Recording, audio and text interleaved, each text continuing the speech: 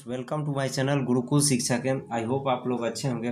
Friends, आज मैं आपको 10th क्लास का NCERT 6.2 या दूसरा थ्योरम लेकर आया हूं, जो किसी भी बोर्ड के लिए बहुत इम्पोर्टेंट है। दोस्तों, इससे पहले मैंने थेल्स फॉर्म लाया था और आज मैं उसी का विलोम लेकर आया हूँ। तो आइए दोस्तों, पहले समझते हैं कि ये थ्योरम एग्ज़ाम में किस तरह से घुमा कर पूछता है। तो पहला तरीका है थेल्स प्रमेय का विलोम को सिद्ध करें। इसको अंग्रेजी में बोलते हैं कन्वर्स ऑफ थेल्स थ्योरम। और दूसरा है आधारभूत आनुपातिकता या समानुपातिकता प्रमेय के विलोम को साबित करें। और तीसरा है प्रमाणित करें कि यदि एक रेखा किसी त्रिभुज की दो भुजाओं को एक ही अनुपात में विभाजित करे तो वह तीसरी भुजा के समांतर होती है। दोस्तों, यहाँ पे प्रमाणित करे, सिद्ध करे, साबित करे, कुछ भी लिख सकता है। ये आपका स्टेटमेंट वही रहेगा। तो आपको इस स्टेटमेंट को बार बार पढ़िएगा तो आपको पता चल जाएगा कि इसमें क्या दिया है और क्या साबित करना है। तो सबसे पहले तो हम लोग इस क्वेश्चन को पढ़ते हैं और देखते हैं कि क्या दिया है। यदि एक रेखा किसी त्रिभुज की दो भुजाओं को एक ही अनुपात में विभाजित करता है। तो दोस्तों, इसमें कल्पना करना है कि एक त्रिभुज है, जैसे कि यहाँ पे मैंने एक त्रिभुज बनाया है और इसका एक रेखा DE जो है एक ही अनुपात में विभाजित किया है। तो ये तो दिया हुआ है, तो यहाँ पे लिखना पड़ेगा कि माना कि त्रिभुज ABC में रेखा DE भुजाएं AB एवं AC को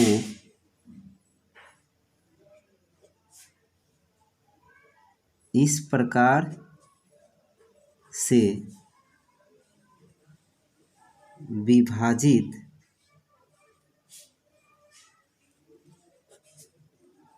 करता है कि AD बटा DB बराबर AE बटा EC। अगर आपको पहला थ्योरम याद है तो ये थ्योरम आपको याद करना नहीं पड़ेगा, बहुत जल्दी और आसानी से याद हो जाएगा। दोस्तों, इसमें हमने लिखा है माना कि त्रिभुज ABC में रेखा DE भुजा AB एवं AC को, देखिए इस त्रिभुज में AB और AC को DE जो रेखा है एक ही अनुपात में विभाजित करता है। AD बटा DB बराबर AE बटा EC, तो वह तीसरी भुजा के समांतर हो जाती है। दोस्तों, AB और AC तो रेखा DE जो है अनुपातिक में कर दिया, तो तीसरी भुजा कौन बचा? BC। अब BC जो है DE के क्या हो जाएंगे? समांतर हो जाएंगे। तो यहाँ पे सिद्ध यही करना है, तो यहाँ पे लिखना पड़ेगा सिद्ध करे कि क्या DE जो रेखा है समांतर हो जाएगा किसके? BC के। ये हम लोग को साबित करना है।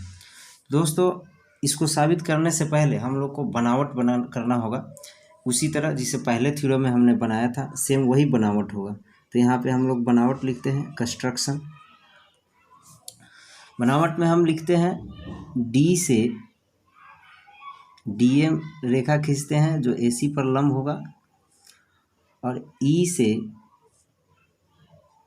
EN लंब डालते हैं AB भुजा पर, और DC एवं BE को मिलाएं। सेम पहले वाले थ्योरम के तरह ही बनावट किया। तो यहाँ पे हम लोग बनावट में लिख देंगे DM लंब AC, और क्या हो गया? EN लंब AB खींचा, तथा DC एवं BE को मिलाया। जो कंस्ट्रक्शन में हम लोग करते हैं वही यहाँ पे लिखते हैं। इसके बाद हम लोग प्रमाणित करेंगे, साबित करेंगे। तो यहाँ पे लिखना होगा प्रमाण। दोस्तों, प्रमाणित करने के तरीका वही है, दो त्रिभुज लेंगे और उसको क्षेत्रफल का क्या करेंगे? अनुपातिक करेंगे। तो यहाँ पे दो त्रिभुज में पहला त्रिभुज होगा ADE और दूसरा होगा DBE, और ये दोनों त्रिभुज का क्षेत्रफल एक दूसरे में क्या हो जाएंगे? अनुपातिक हो जाएंगे। तो यहाँ पे लिखते हैं एरिया ऑफ ट्रायंगल ADE बटा area of triangle D B E. Area का मतलब पहले बताया है क्षेत्रफल होता है, और त्रिभुज ए डी ई, इसको हिंदी में बोलेंगे तो त्रिभुज ए डी ई का क्षेत्रफल। तो पहला त्रिभुज का क्षेत्रफल ऊपर लिखाएगा और दूसरा जो नीचे है उसको नीचे लिखाएगा। तो क्या होता है फॉर्मूला, हाफ इंटू आधार गुने ऊंचाई या लंब। तो हाफ आधार क्या हो जाएगा, ए डी ई में ए डी हो जाएगा, और ऊंचाई कौन हो जाएगा, ई एन, क्योंकि इसको इस तरह से घुमाएंगे तो ई एन हो जाएगा लंब ऊंचाई। और उसी तरह नीचे का भी क्षेत्रफल वही होगा, हाफ इंटू आधार, आधार हो जाएगा डी बी, और ऊंचाई क्या हो जाएगा ई एन, क्योंकि लंब को ही ऊंचाई बोलते हैं। तो ए बी भुजा पर लंब जो ई एन ही है, जो दोनों त्रिभुज में काम कर रहा है। तो ये ई एन से ई एन कट गया, हाफ से हाफ कट गया, तो बचा ए डी बटा D B, equation first. Similarly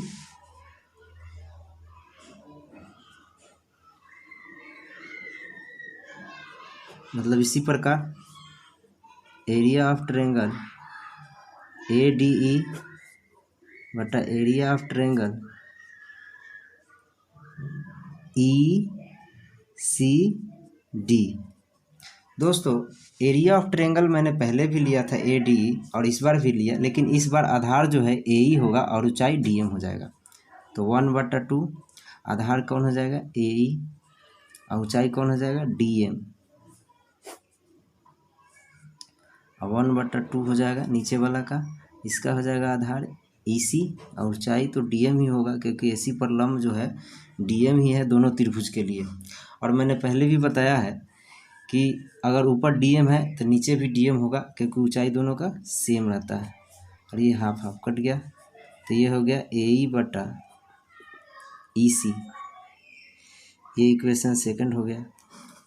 दोस्तों यहाँ पे हम लोग समीकरण 1 एवं 2 को इक्वल करते हैं। तो इससे पहले मैंने दिया है उसके बारे में लिखते हैं।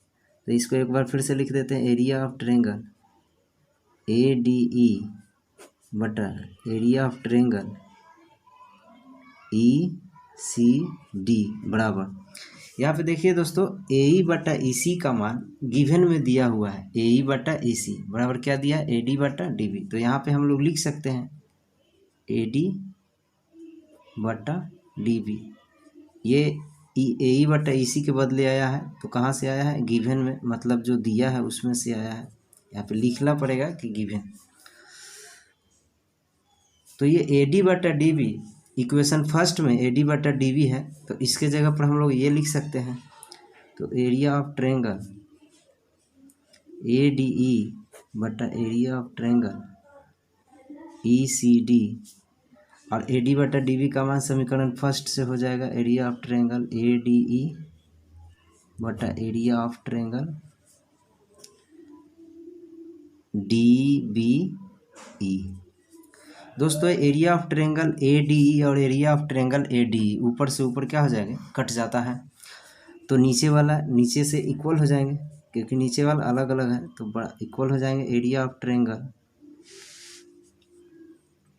ट्रायंगल ई सी डी बराबर एरिया ऑफ ट्रायंगल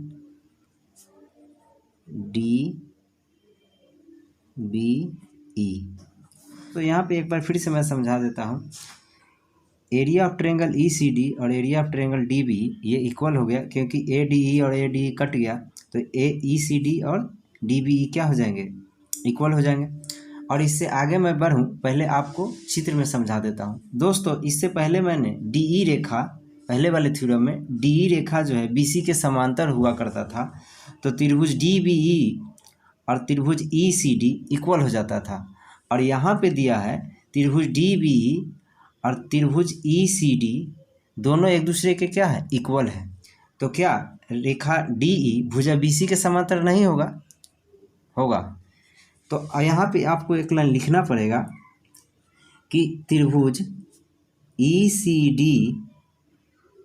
डी एवं त्रिभुज डी बी ई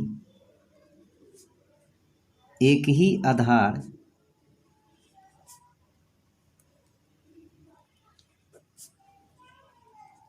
डी पर स्थित है। यहाँ डी आप देख रहे हैं, दोनों त्रिभुज क्या है, एक ही आधार डी पर स्थित है। जब एक ही आधार पर स्थित है तो ये दोनों त्रिभुज दोनों भुजा क्या हो जाएंगे, समांतर हो जाएंगे। तो बी सी समांतर क्या हो जाएंगे, डी ई, या डी ई समांतर बी सी लिखते हैं। तो ये हम लोग को प्रूफ हो गया। तो दोस्तों मुझे उम्मीद है कि ये थ्योरम आप लोग को समझ में आया और आगे आपको